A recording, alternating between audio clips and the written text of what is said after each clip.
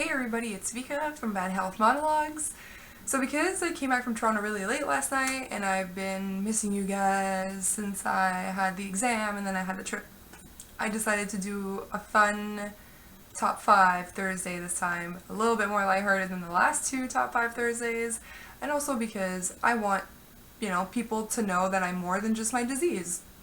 That's probably a good call. I'm going to start off by saying that one of the things that I probably do the most in a day, or that I enjoy doing the most to relax and unwind, is play video games. I will give you guys my top 5 favorite games and kind of tell you what the game's about for the people who don't really play games. I will also give you guys my favorite quote from these games.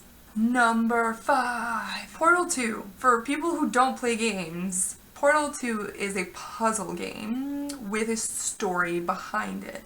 If you don't play the first Portal, you might be missing some of the jokes, and I would suggest it to play Portal 1 before Portal 2, but I find Portal 2 is a lot better. Basically, there's a giant lab in a post-apocalyptic kind of scenario. Basically, the idea is that you have a gun that you can shoot at the wall twice. One of them is an orange portal, and one of them is a blue portal, and they connect with one another, so the idea is that you have to complete puzzles by using this. It's kind of hard to explain just how deep these puzzles go unless you grab, your mouse, keyboard, or a controller and you play it for yourself. The co-op in this game is also really fun. Story is also really worth it.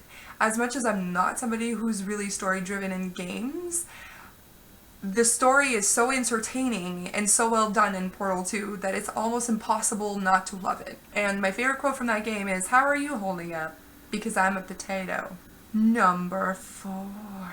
Growing up, I had a Nintendo 64, and one of the games that stuck out to me the most as being really cute and fun and with an interesting story was Paper Mario. The story is basically everything is paper. So you're like a flat guy and everyone's flat and everything's paper. Just for starters, it looks really nice and it looks really cute, and it's a game that aged incredibly well because the graphics were so simple. The idea behind the game is that it's an RPG and you have to save Princess Peach, and it's one of the best introductions to role-playing games that I think I have ever seen, because they do it in such a way that makes it really accessible for somebody who's never played one. It is a turn-based game, which some people I understand don't really enjoy turn-based games, and of course the story is also really adorable and cute. You get to play as Princess Peach after every boss battle. It adds that dimension to the game where you're Mario, you're the savior, but Mario's not doing it all by himself. Princess Peach is actually helping him and getting him information on where to go next. One of my favorite quotes in this game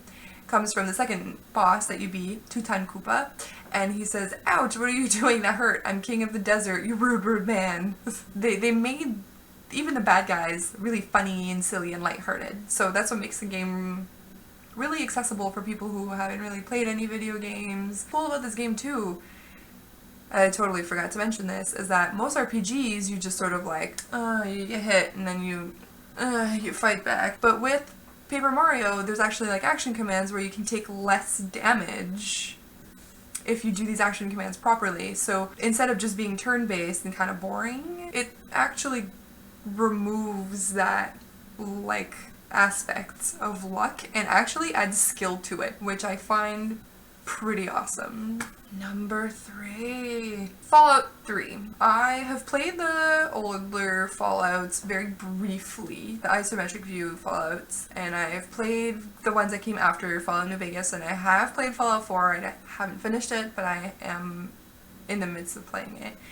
And out of all of them, Fallout 3 is the one that I probably would take as my favorite. Fallout, for people who don't know Fallout, the idea is that it's a post-apocalyptic world where there are vaults where humans went in and then the nuclear bombs fell and then the humans came out of these vaults, and oftentimes you're one of those people who you were in a vault, you came out, you have quests. In Fallout 3 you want to find your dad. So there's always a pretty basic story, but the main story is not where these games are at all. The map is huge. You can walk around for days and days and days and days and days and just explore if you want. This game is just amazing for all kinds of gamers. because it's a shooter, but at the same time, if you're not really good at shooters, you can use the VATS to just, you know, zoom in on the body, and then I got an 80% chance to hit the arm, and I'm going to select that. And what made Fallout 3 stand out to me, honestly, one of the things is Galaxy News Radio. Whenever you listen to the music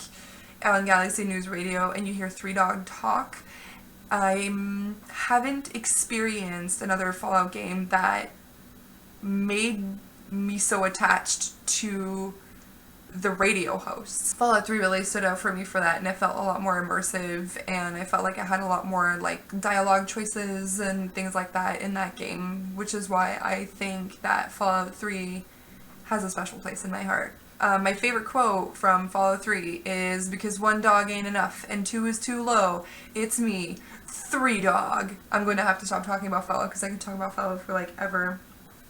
Number 2. So this isn't going to come as a surprise for anybody that's on my Steam list what game this is, and I feel like just by saying this, a lot of you are like, I know what game she's going to say. The Binding of Isaac Rebirth. I know. It's number 2. It's not number 1. That's shocking. I know. For those of you who know me, I play this game like once a day. The best way that I can kind of explain this game is that it looks like the first Zelda style maps with the individual rooms, sort of like a bullet hell at the same time, and it's always different, so it's a roguelike.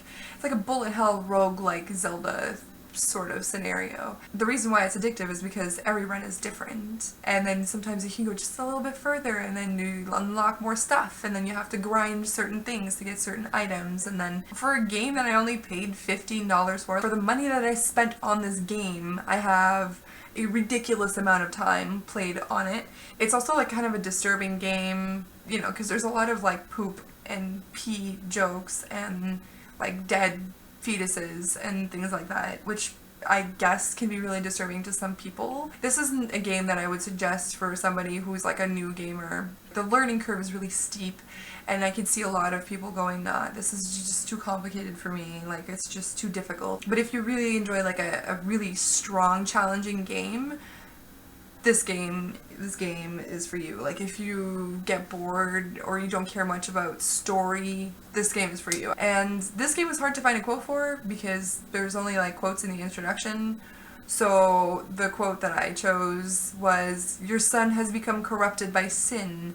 He needs to be saved." Number 1. Zelda Majora's Mask. My first Zelda game was Ocarina of Time. And then whenever I got super excited about Majora's Mask and I got it, I was so disappointed because I felt it was short. As I grew up, I started I realized that like, actually, this game isn't about the destination. It's not beating the game. It's not going through the temples and beating the temples. It's all about the side quests. This game is really dark and deep compared to the other Zelda games. Majora's Mask actually has a really interesting stories, and you get to see snippets of other people's stories as well during the game. Like there's dancers that can't figure out dance moves for the carnival. There's people who are worried that the moon's gonna come crashing down. There's a boy that went missing and his fiance thinks that she got stood up. There is so many interesting stories, and you know, coping with a lot of very human emotions like loss, grief, love. None of the other Zelda games that I've played had that kind of storytelling depth. My favorite quote from this game is, "You've met with a terrible fate, haven't you?" There's just not enough words to describe how much I love this game. I mean, I have the Couples Mask tattooed on my leg, and I want a full Majora's Mask, like, upper thigh piece at some point. That's it for me today. Those are my top 5 favorite games and my favorite quotes from these games. I hope that you guys enjoyed hearing about something a little bit more lighthearted, and that, you know, you get to know me a little bit better. If ever you wanted to have more, like, lighthearted top 5 Thursdays, let me know in the comments down below. If you haven't followed my page on Facebook already, the link is also in the description down below. Thanks again for understanding for me being gone for a week. Thanks for watching, take care of yourselves, and have yourselves a wonderful day. Bye!